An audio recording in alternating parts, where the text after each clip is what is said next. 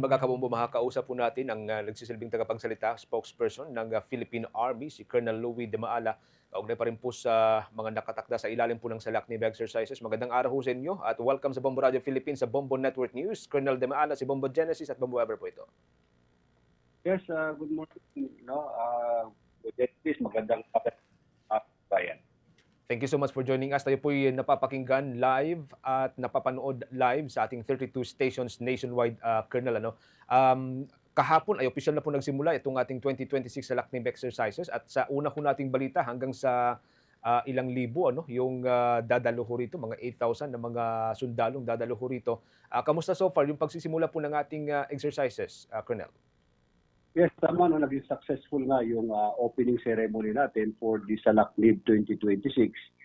Dinaluhan nga ito ng commanders ng 25th Infantry Division ng US Army Pacific, yung ground commander ng Japan Ground Self-Defense Force, at other iba pang mga unit commanders ng Philippine Army.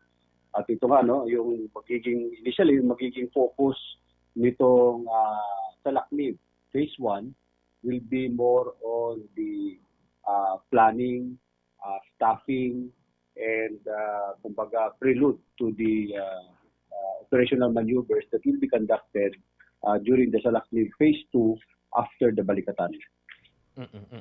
Yung ating target na hanggang 8,000 mga sundalo, naabot pa rin po ito, Colonel?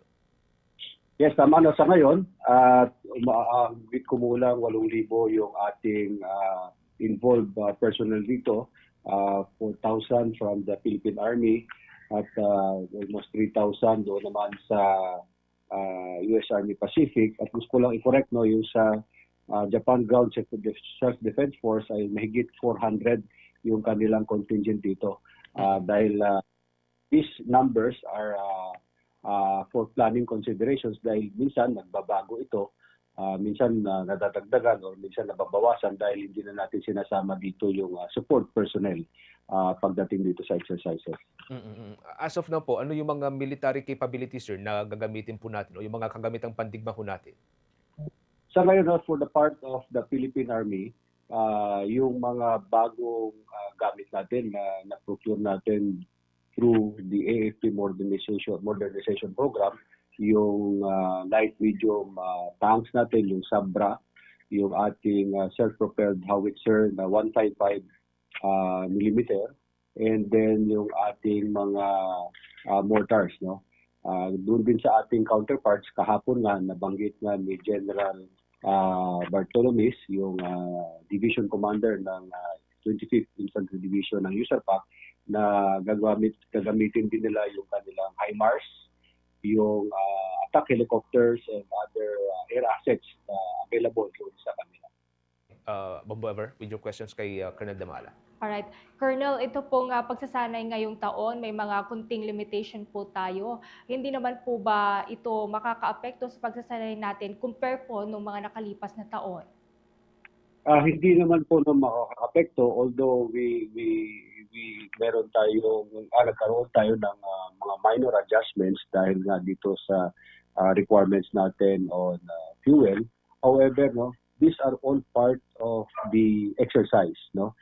Gusto natin kasing gawing realistic yung ating exercise. Kaya all challenges along the way ay kinukonsider natin para ma-adjust natin yung ating mga strategy, yung ating mga requirements that na ma-implement pa rin natin effectively yung ating plano.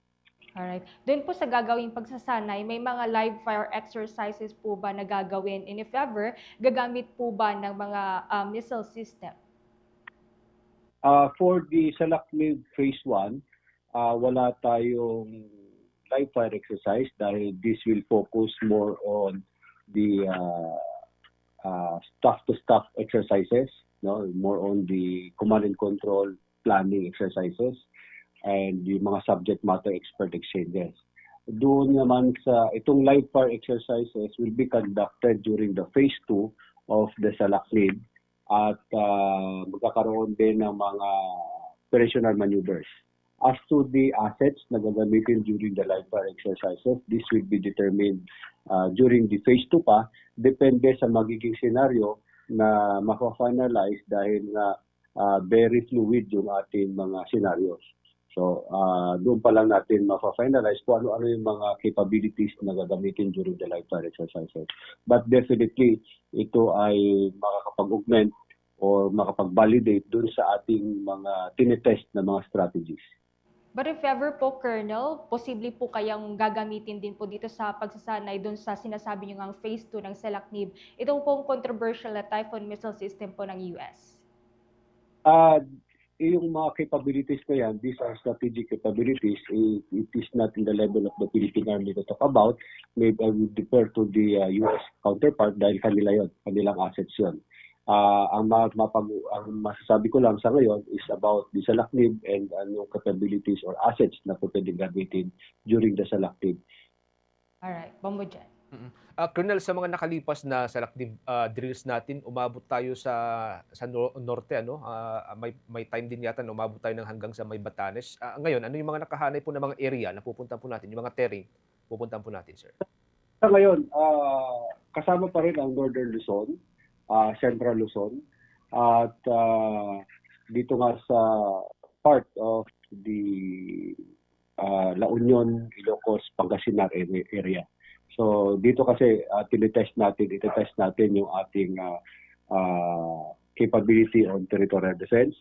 Yung kumbaga nagka-transition na tayo, yung Philippine Army ay nagka-transition to a littoral defense. So lahat ito considered, and yung Balikatan Selacnib 2026 is kumbaga nag-jump off siya from the gaps that we have identified last year na sa last year na Selacnib. So kung tinutuloy lang natin kung ano yung mga nakita nating mga gaps during the exercise last year, ito yung ini-improve natin sa ngayon. So definitely the same area, ang kaibahan lang nito is mas malaki yung forces na gagamitin dito natin, because we want to have a combined arms operation, a bigger operation, dahil gusto rin natin makita yung kung paano natin i-sustain itong malaking forces na ito pagdating sa possible scenarios na ibibigay sa atin. One last question po, Colonel. Hindi naman ho kaya matatakot o mababahala yung mga residente dyan sa may Northern Luzon kasi, ongoing nga ho ngayon yung gera dyan sa may part ng gitnang silangan sa Middle East. And then makikita biglaan yung mga kagamitan ng US Army. Ano pong mga precautionary measure na ginagawa ho natin para hindi mabahala po yung mga residente ho dyan? Tama po. Bago pa nag-start itong Selacnib exercises natin, nagkaroon tayo ng planning, nagkaroon tayo ng coordination with the local governments and yung ating mga communities, nagkaroon tayo ng mga babala, no? Dahil hindi naman ito bago doon sa mga lugar nila. So nagkaroon lang tayo ng mga precautionary information dissemination sa kanila, ano yung mga mangyayari during the span nitong exercise. At ina-assure naman natin yung safety ng ating mga kababayan.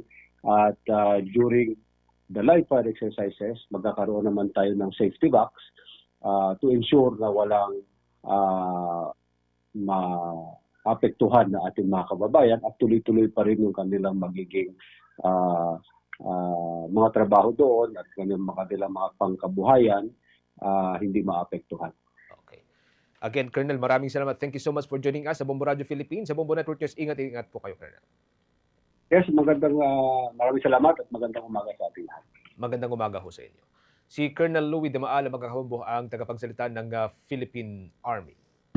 For the most trusted source of news and information, visit our website at www.bomboradio.com. Follow us on Bombo Radio mobile app, Facebook, YouTube, TikTok, and X, formerly Twitter. Like, share, and stay connected. Anytime, anywhere.